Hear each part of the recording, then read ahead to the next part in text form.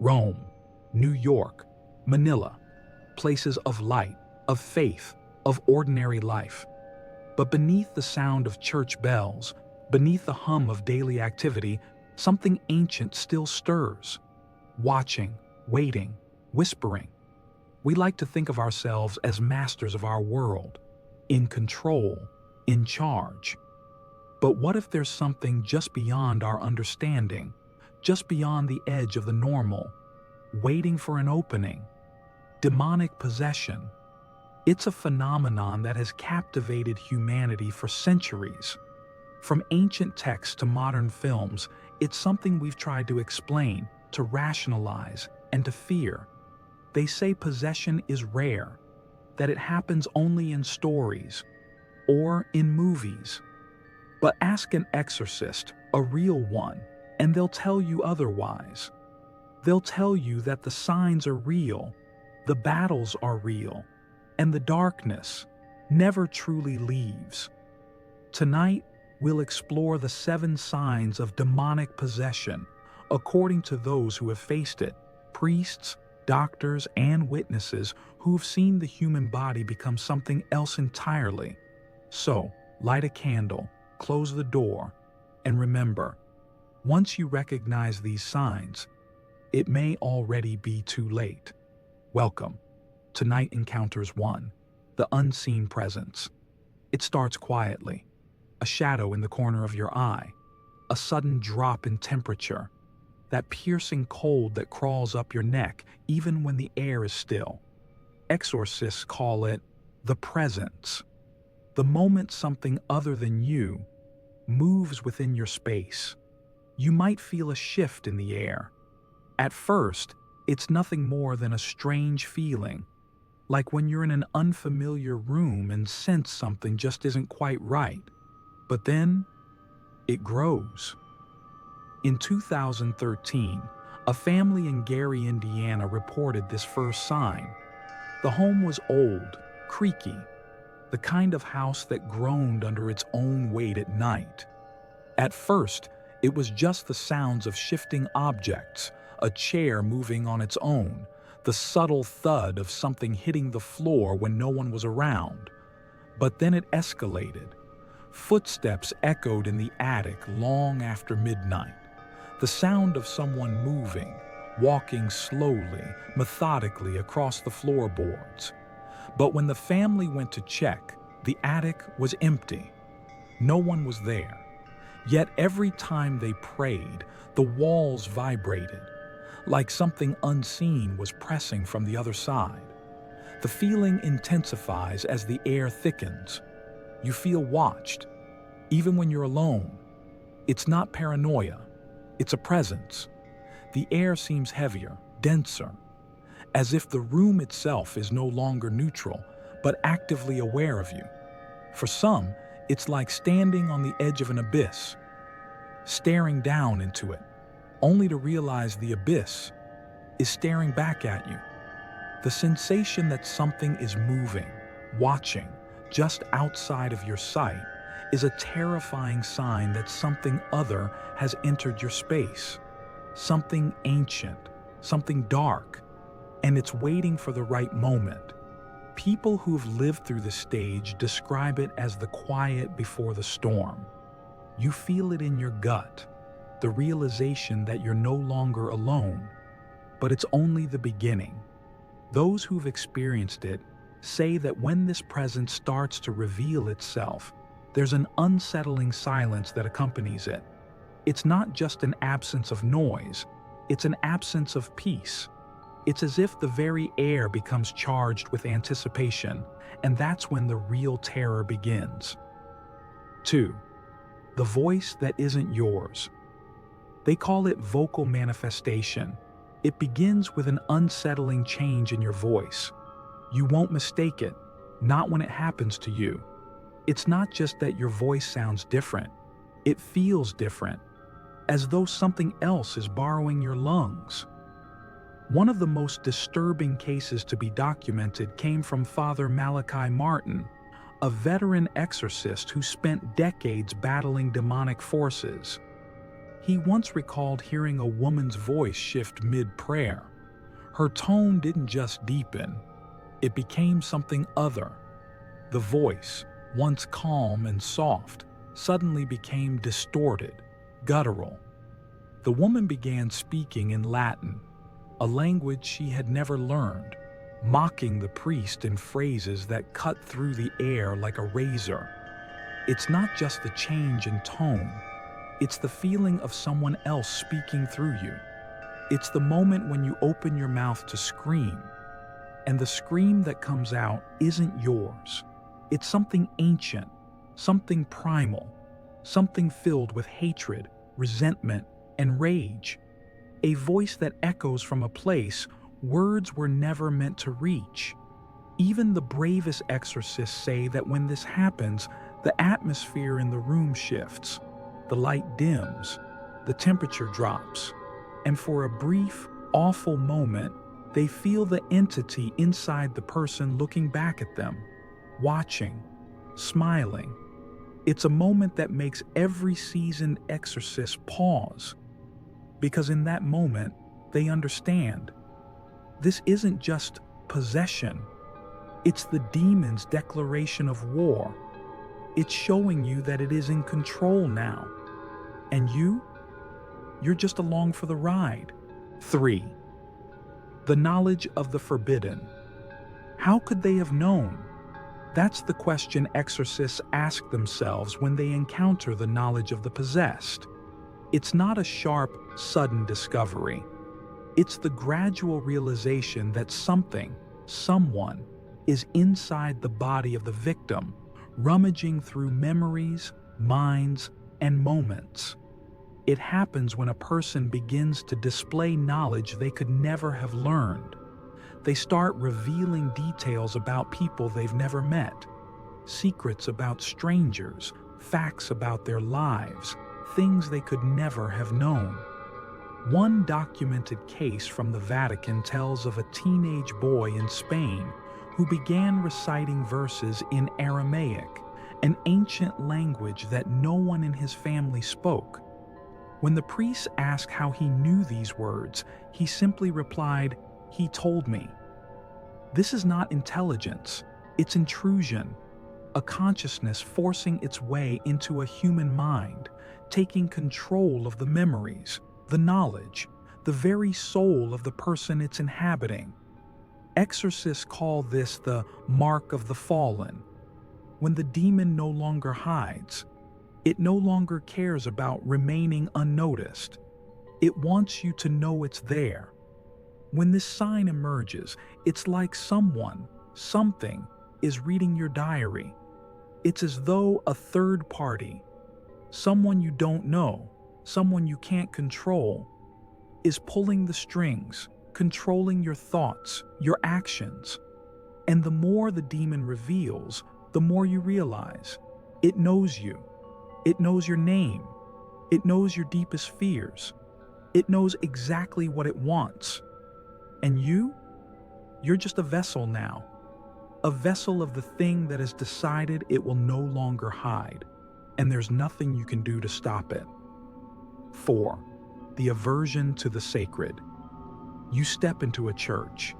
The air smells faintly of incense, the soft glow of candles lighting the stained glass windows. The serenity of the place fills you until you cross the threshold. The moment your feet touch the holy ground, your body trembles. A cold, clammy sensation spreads across your skin. The peace of the sacred turns to nausea, to discomfort, to repulsion. This is the aversion. It's a deep, visceral rejection, a hatred of anything holy, of anything pure, of anything that represents light in the face of darkness.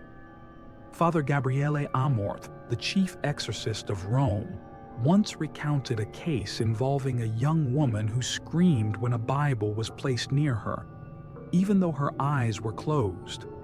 It was as though she sensed the presence of holiness, and it enraged whatever dark force had taken hold of her. It's not fear. Fear can be overcome. But this is deeper. This is repulsion. It's the reaction of a dark soul recognizing its opposite and lashing out at it.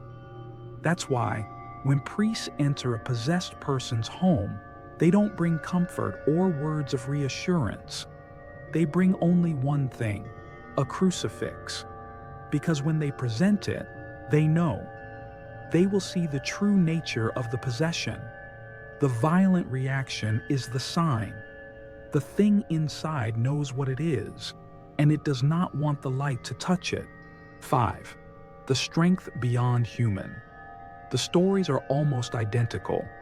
Fragile bodies displaying impossible strength. A woman weighing barely 100 pounds throws 2 grown men across the room. A child, small and frail, bends steel restraints as though they were made of paper. Exorcists call this preternatural strength. It's one of the most chilling signs that something otherworldly is in control. In the 1975 case of Anneliese Michel in Germany, witnesses described her body contorting in unnatural ways, her neck twisting at impossible angles, her limbs moving with a force that seemed beyond human capability. Doctors attributed it to hysteria, to a mental illness. But the priests who performed the exorcism believed something else was moving her limbs. Something powerful, something dark. Exorcists describe it as a force that doesn't come from the body. It's drawn through it, like a dark current of energy. This energy surges through the victim, bending, breaking, and distorting the physical form until the body can no longer contain it. It's an ancient power, and when it manifests, it burns through the victim's flesh, leaving them hollow, drained of everything that makes them human. You'll know when you're facing it. The victim's eyes will become wild, unfocused, filled with a defiance that isn't born from rage, but from a deep and uncontrollable resistance. But what's even more terrifying? Once the strength fades, what's left behind is worse than death. The victim is left in a drained, hollow state. Their eyes, empty, glassy, lifeless. It's as if the demon has fed off the very essence of their being, leaving behind nothing but a shell. This sign is the moment when the exorcists know the battle has shifted. The power inside the person is no longer subtle. It's raw, uncontrollable, and it's fighting to claim its hold over the human vessel. 6. The blasphemy and the mockery. The possessed don't just fear the sacred, they mock it. They twist the very words of prayer, laugh at holy names, and turn symbols of faith into something obscene. One priest described a young woman who spat at a crucifix, calling it a broken toy. But the most horrifying part came after. Her voice changed. It no longer sounded like her. It sounded like something else. It mimicked the priest's own childhood confession, a secret no one else could have known. The demon spoke in a voice that was his, mocking his deepest, most intimate memory. Exorcists call this the point of no return, the stage when the demon no longer hides, no longer whispers in the dark, but when it performs. It's as if the demon wants the world to see it, to know it's in control. It's in these moments that the room itself seems to change. The very air thickens with malevolent energy. The smell of rot fills the air, the lights flicker, and an invisible pressure grips every chest, as if the demon is saying, "I will not be ignored any longer." At this stage, the demon's mockery is no longer subtle. It's an act of domination, a statement that the holy has no power here, not anymore. And when the exorcist faces this, they understand. The demon isn't afraid of the crucifix. It's defying it. It's laughing at it. And when it speaks, it means to be heard.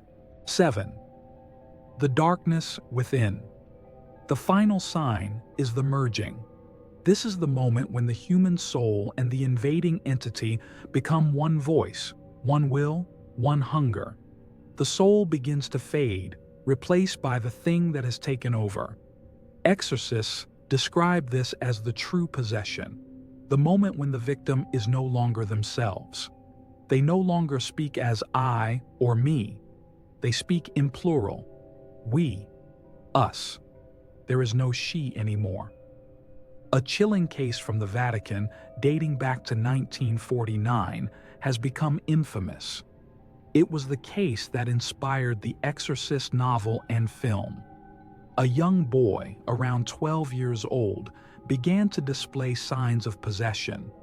He would scratch words into his own skin, phrases like hell appearing from nowhere. Witnesses reported that these marks appeared during the priest's prayers, as if the demon itself was branding him. The marks were not just random scratches. They formed words meant to torment, to assert dominance. When the exorcism finally ended, the boy fell silent for days. The priests, exhausted and shaken, thought the battle had been won. But when the boy finally spoke, he whispered a single sentence, "He's gone." But the priest who performed the ritual wasn't convinced. He said, "I'm not so sure." Because once the darkness finds a way in, it never truly leaves. Even if the boy seemed to be free, the demon had already marked him. And the priests knew that. They knew it wasn't over, not by a long shot. The merging of the victim with the entity is the final step. It's when the demon is no longer a foreign entity, but part of the person, part of their very being. And once this happens, there's no turning back. You've now heard the 7 signs, the whispers, the voices, the strength, the blasphemy. 7 ways the human body becomes a battleground between light and something far older. Exorcists say that most cases they encounter are not true possession. They are symptoms of suffering, confusion, and pain. But every so often, they meet something that looks back, something that knows it's being watched, something that isn't afraid to show itself. So now we ask you, would you recognize the signs if they began around you? Would you know the difference between a haunting and a possession? Or would you only realize it once it's too late, when the voice whispering in the dark finally whispers your name? If these stories sent a chill down your spine, give this video a thumbs up and share it with someone who dares to look into the dark. Tell us in the comments, which of these signs unsettled you the most? And remember, subscribe Night Encounters and ring the bell so you never miss another journey into the shadows. Until next time, sleep well if you can.